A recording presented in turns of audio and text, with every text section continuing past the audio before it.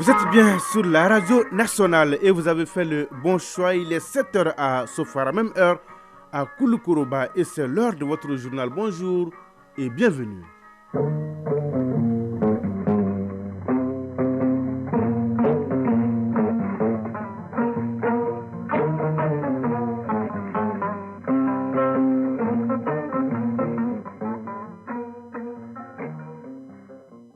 Le journal Sidiki Dambélé. L'actualité, première édition de ce mardi 26 décembre 2023. Tout d'abord, la couleur du temps sur Bamako et environ 18 degrés ce matin, ciel partiellement couvert, humidité 12%, du vent 14 km à l'heure et la maximale attendue est de 34 degrés.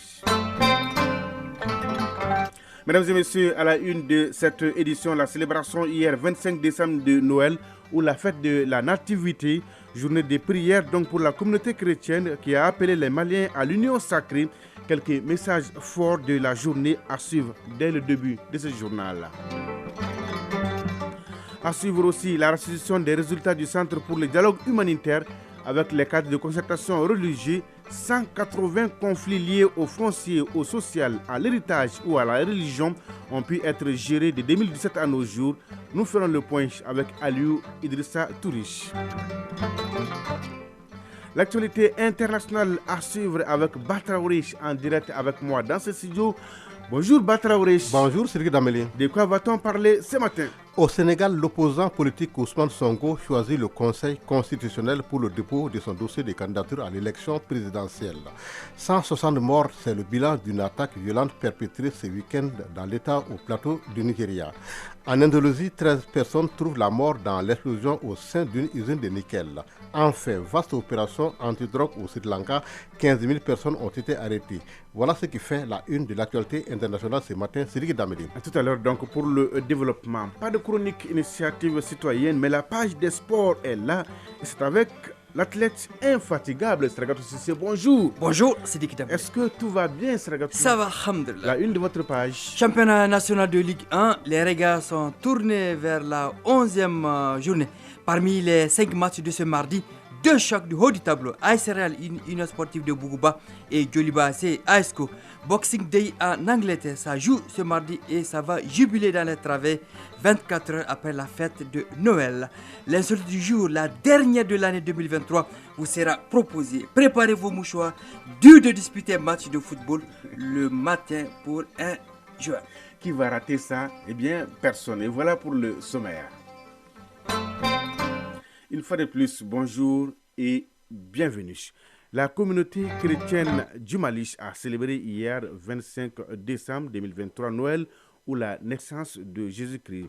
À l'école de la cathédrale, la veillée officiée par le cardinal Jean Zerbo en présence du ministre de tutelle a été marquée par des cantiques d'acclamation de la venue du nouveau-né, du Messie ou du Sauveur. L'archevêque a surtout prêché l'union avant d'appeler au soutien des autorités de la transition et surtout aux forces armées et de sécurité engagées dans la reconquête totale du territoire national. Je vous propose d'écouter un extrait du message du cardinal Jean Zerbo, archevêque de Bamako, au micro de Fadema Keita.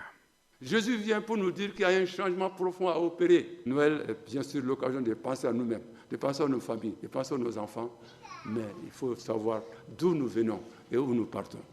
Implorons donc le Seigneur, maître de la paix et de la fraternité, pour que cette terre qu'il a vu naître, vivre, mourir, crucifié à 33 ans et ressuscité, oui, que ce même Jésus a souhaité la paix à ceux qui lui en voulaient et à toute l'humanité avant sa glorieuse ascension. En ce qui concerne notre pays, nous allons remercier le Seigneur pour la période d'espoir qui s'ouvre devant nous, espoir d'une plus grande stabilité, espoir du retour de la paix, espoir de l'unité retrouvée. Si le Seigneur ne bâtit la maison, en vain travaillent les maçons. Implorons donc le Seigneur en ce jour de soutenir les efforts de tous ceux qui se donnent la peine nuit et jour pour la paix et l'unité de notre pays. Noël fétiche également avec Fasta, l'église évangélique protestante de Bamako-Kouroua.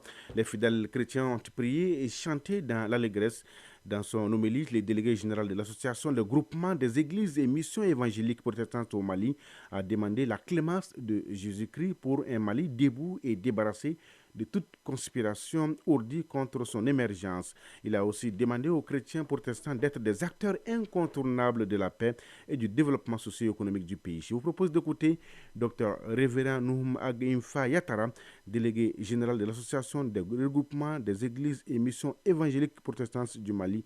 Il est au micro de Boubacar Kanouté. L'année 2023 a eu ses hauts et ses bas. Ses hauts notamment quand le Mali a pu avoir une nouvelle constitution de paix et d'unité pour le pays. Merci pour cela. Abba Père, nous voulons te prier pour nos hautes autorités. Le président, colonel Assimi Goïta, chef de l'État, et son cabinet, tout ce dont ils ont besoin comme sagesse, comme intelligence, comme vision, comme moyen, Abba Père, accorde-les à cela diligemment, afin qu'ils puissent prendre les décisions idoines au moment où il faut. Abba Père, viens à notre secours et donne-nous un nouveau pays, un Mali Koura, refondé et béni de toi. Et dans un communiqué, l'état-major général des armées informe l'opinion nationale et internationale que les FAMA ont riposté à l'attaque terroriste qui a visé le camp de Mourdia hier, lundi 25 décembre 2023. Le professionnalisme des FAMA a permis de rétablir leur position après des dégâts matériels sur les camps. Des pertes en vies humaines sont à déplorer de part et d'autre. Les FAMA ont consolidé leur position grâce au déploiement des forces spéciales et aux vecteurs aériens qui ont observé et détruit plusieurs cibles terroristes en mouvement de repli dans le secteur de Naoulena. L'état-major général des armées rassure que la traque et la destruction des terroristes continuent avec la mutualisation de tous les moyens. Ces chiffres, notez-les bien, 180, c'est le chiffre du jour. Il représente le nombre de conflits gérés par le Centre pour le dialogue humanitaire de 2017 à nos jours. Des conflits liés entre autres au foncier, au partage d'héritage, au mariage ou à la religion. Des résultats que le Centre vient de restituer au cours d'une rencontre au CICB. Pour atteindre ces résultats, le Centre pour le dialogue humanitaire a créé un cadre de concertation avec les confessions religieuses. Aliouche Abley Touré a suivi la présentation des résultats. Reportage. Cette présentation des résultats du Centre du dialogue humanitaire s'explique par le constat que certains discours religieux tenus sur les ondes de radio, de télévision, dans les mosquées et autres lieux de culte sont violents et immoraux, toutes choses qui compromettent la paix et le vivre ensemble. C'est fort de ce constat que le Centre du dialogue humanitaire a entrepris depuis 2017 la formation des différentes tendances religieuses dans l'apaisement du climat social. Abdelkader Sidibé, chef de mission du Centre du dialogue humanitaire. L'idée, c'est de former ces leaders religieux pour qu'ils puissent travailler au niveau de la base et apaiser les tensions entre les communautés. Environ 180 conflits ont été résolus entre 2017 et maintenant. Des conflits relatifs au foncier, des conflits relatifs au social, notamment tout ce qui concerne les mariages, tout ce qui concerne le divorce, l'héritage, mais également des conflits relatifs à la religion. Ces cadres de concertation religieuse mis en œuvre par le Centre du dialogue humanitaire sont financièrement soutenus par l'ambassade du Royaume du Danemark au Mali. Frédéric Peterson de l'ambassade du Danemark au Mali. Le financement de ce projet par le Danemark s'élève à plus de 5 milliards de francs CFA. L'objectif global étant de promouvoir une société malienne plus pacifique, résiliente et respectueuse des droits humains. La cohésion, l'unité, l'entente et le vivre ensemble sont des vertus auxquelles le ministère de la Réconciliation attache du prix. Adama Sissoko est chef de cabinet au ministère de la Réconciliation, de la Paix et de la Cohésion nationale. Le chef religieux est un puissant vecteur de régulation des relations sociales. À ce titre, il bénéficie d'une large écoute et d'une forte légitimité, car il offre aux communautés une opportunité de s'élever spirituellement et moralement. Ainsi, son implication dans la prévention et la résolution des conflits est fondamentale en vue de permettre aux communautés de résoudre leurs différends pacifiquement. Ce programme du Centre pour le dialogue humanitaire prendra fin au mois d'avril 2024. Radio Mali à Sikasso et environ 98.3 MHz en FM. Actualité régionale et un mot de santé en troisième région avec les médecins chefs des districts sanitaires de Bougouni, Kolondjeba, Yanfolila, Kadjolo, Niena, Kouchala et Sikasso qui sont en conclave. Une rencontre qui s'inscrit dans le cadre de la réunion de restitution des résultats de la continuité des services de dépistage du VIH chez les enfants malnutris, les patients tuberculés et ceux admis pour consultation IST. Yuru Bala Djabate et Bokar Koulibalich de notre bureau régional Ouatem Sikasso nous parlent de l'objectif de cette rencontre.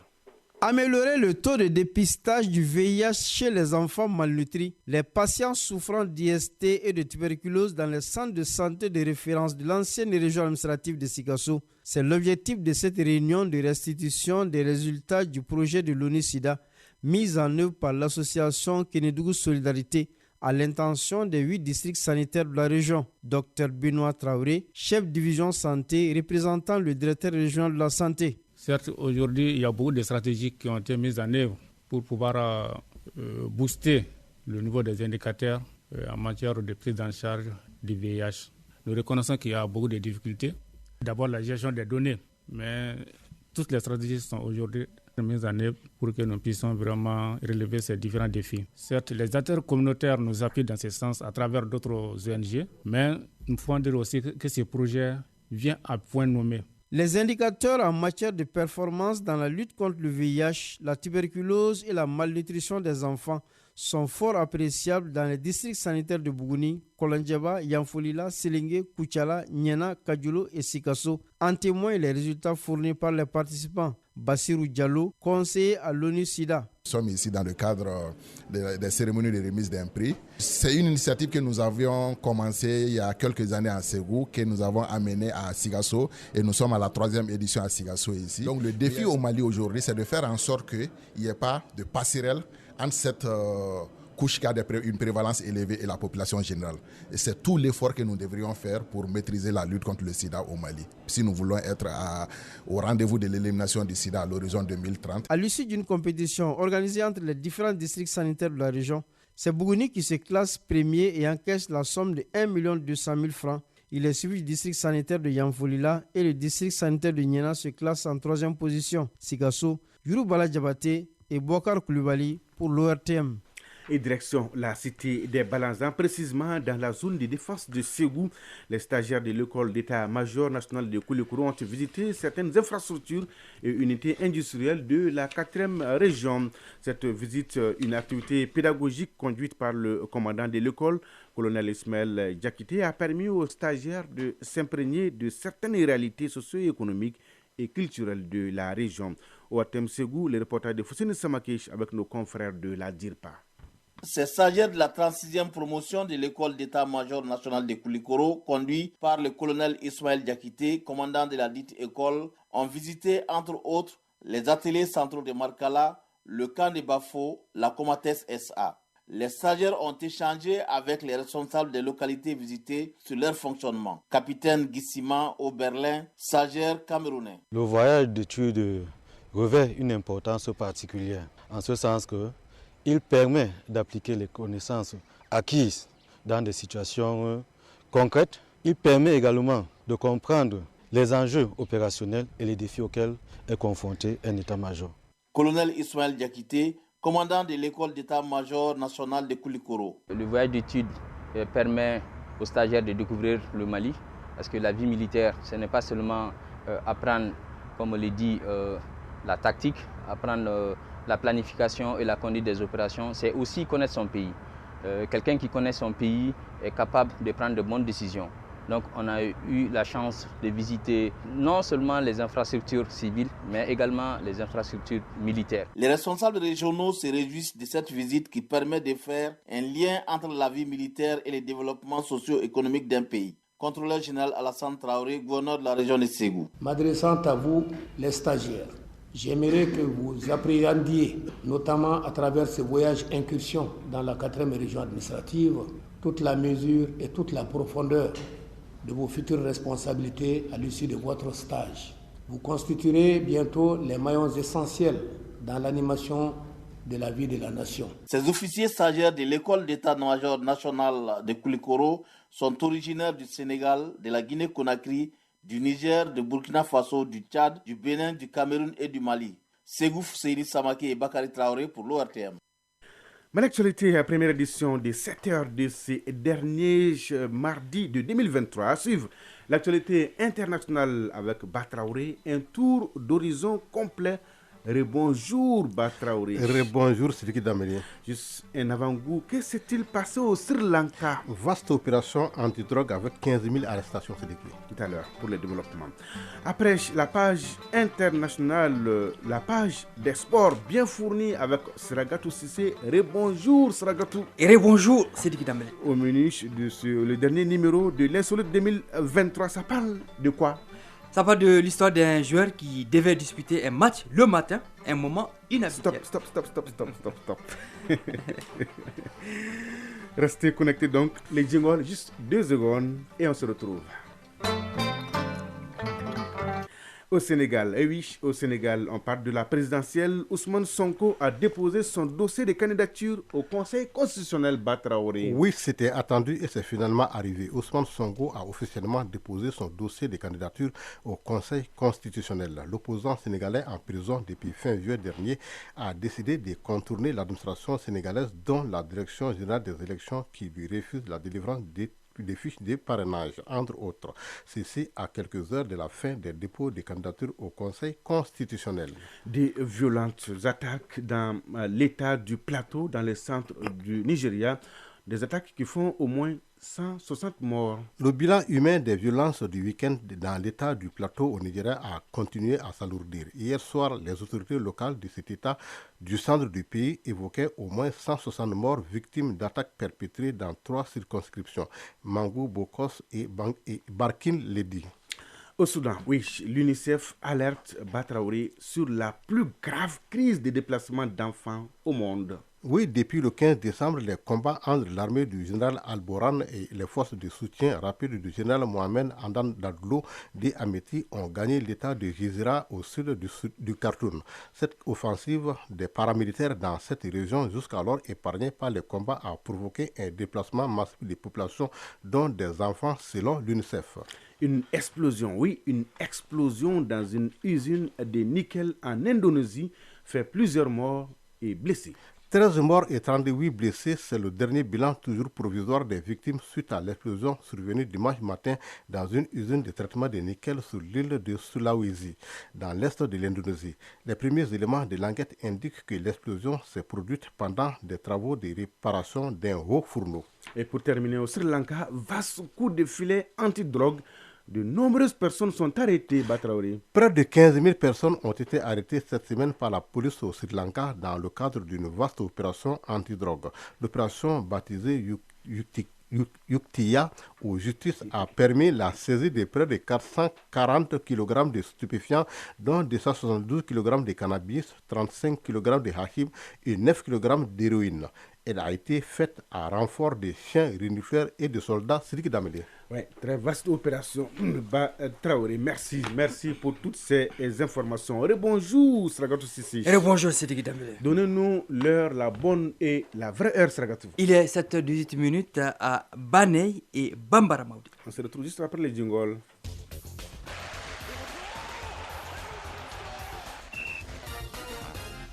Et oui, parlons d'abord du championnat national de Ligue 1. Place ce mardi à la 11e journée avec 5 matchs. Oui, le coup d'envoi de ces 5 matchs est donné à 15h45.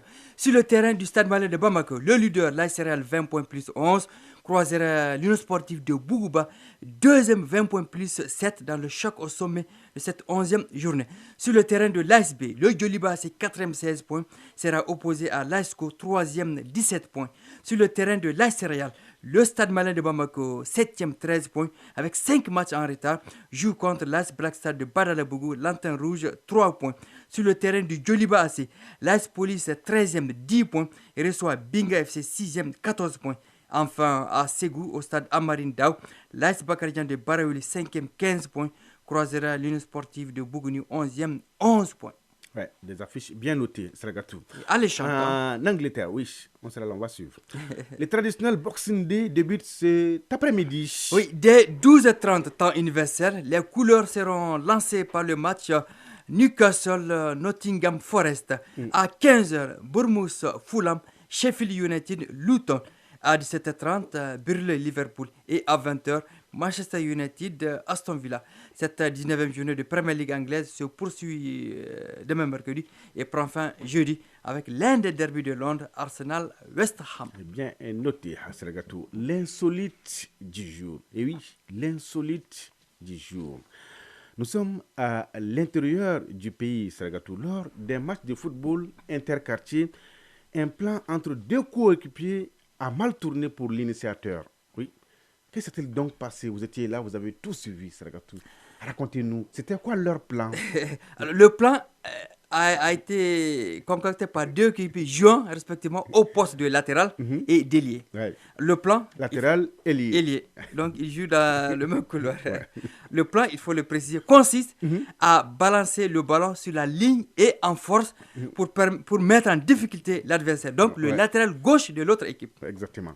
Alors, la particularité de ce tournoi... Le plan est bien concocté. Tout à fait. La particularité de ce tournoi est que la finale se joue le matin à 8h. Ah oui. Oui, retenez bien l'heure, 8h. Une finale le matin à 8h. Oui, c'est bien noté.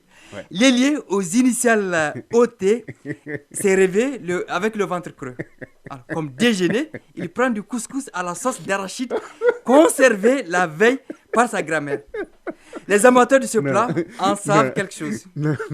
Non, c'est vrai. Il a mangé quoi au juste? Dites-nous. Il a mangé quoi? Du couscous à la sauce d'arachide. Le coup d'envoi est donné. Couché. Tout à fait. En français facile. Le latéral AD, dès la première tentative, alerte son partenaire.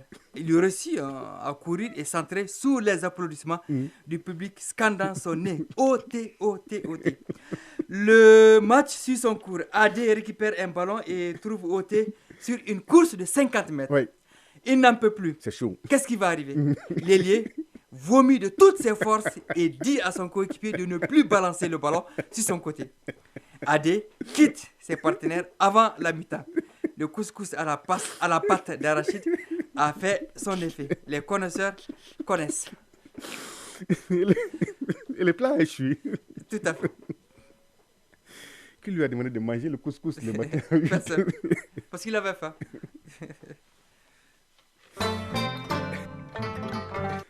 Sacré Sergatou Cissé. Merci. 7h22 à Namposela et à Kadiolo. C'est donc tout pour ces journaux. Merci. Grand merci à Batraoré et à Idrissa Dambélé qui m'ont aidé à la réalisation, aux opérations techniques Mamadou Beydiallo. La mise en ligne est assurée par Cheikh Abdoulaziz Koulibaly. Présentation Sidiki Dambélé. Merci de votre fidélité et de tous vos soutiens. C'est réconfortant. L'info continue sur votre chaîne. Tout de suite, la page météo suivie des avis divers avec Fousseni Diarra. Et à 13h, vous avez rendez-vous avec Achita Saliou Maïga pour la deuxième édition du journal. La pensée du jour signée Paul Éluard. On transforme sa main en la mettant dans une autre. Oui, on transforme sa main en la mettant dans une autre. Mesdames et messieurs, prenez soin de vous et des autres. Excellente journée de mardi à toutes et à tous. Au revoir.